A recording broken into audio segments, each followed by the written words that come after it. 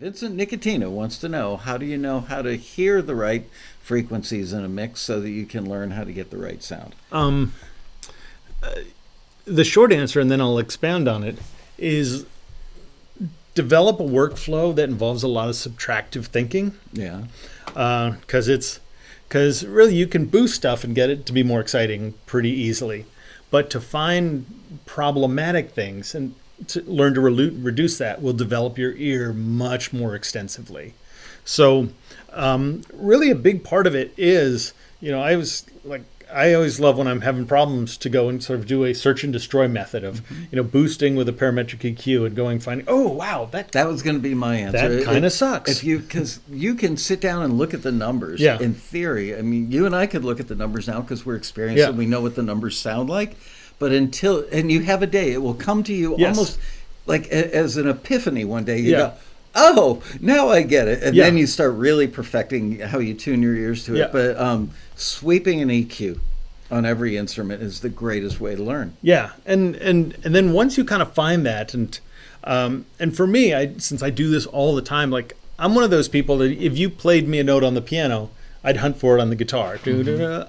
Oh, there it is. Yeah. But because I've spent a lot more time doing this than this the last few years, I can kind of I do a ton of mastering for people all over the world. I can pop up a mix and just hear and go, oh yeah, problem right around 700 hertz.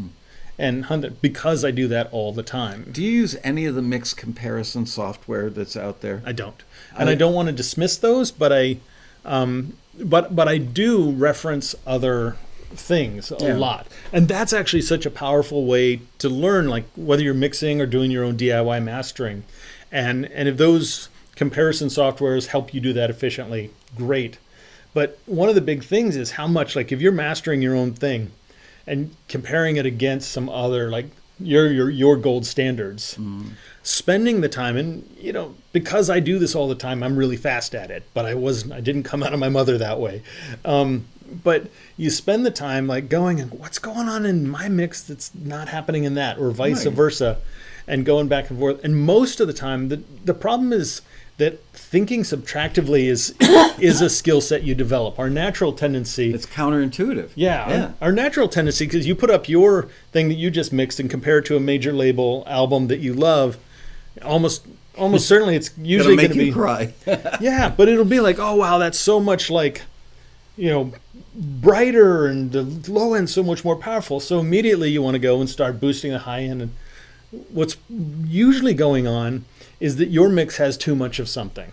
Yeah. And when you can really learn to go back and forth going, what's going on? Are you talking too much of a frequency or too much of an instrument? I'm thinking like in the mastering stage where our mix is done. Yeah. But that kind of thing, like usually like a lot of kind of honky low mid-range. Yeah. A lot of mixes naturally have too much of that, or too much sort of nasaliness in the vocal and guitar range. It's the most beautiful thing to understand and the most dangerous to learn how to do, because you're 100% right. I was telling you, I was tuning my car stereo the other day, and it's got a parametric EQ, and I think it went 100, 200, 500, 1K, 2.5. Fairly standard.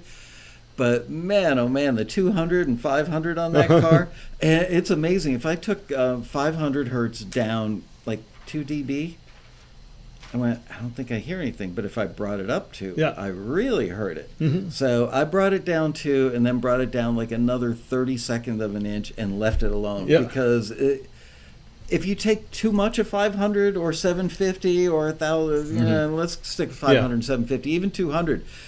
It almost always sounds better taking it out, but you very quickly get to a point where you've lost the balls. Yes, exactly. But it's that thing when you find where there's too much buildup in your thing you're working on, and you start pulling that out, all of a sudden your high end feels more exciting. Your low end feels more powerful because you've gotten rid of that excessive buildup in the middle. That's usually where it is. I mean, sometimes it's on the low end, sometimes it's on the high end. But it really is amazing. And again, if AB software helps you do it, go for it.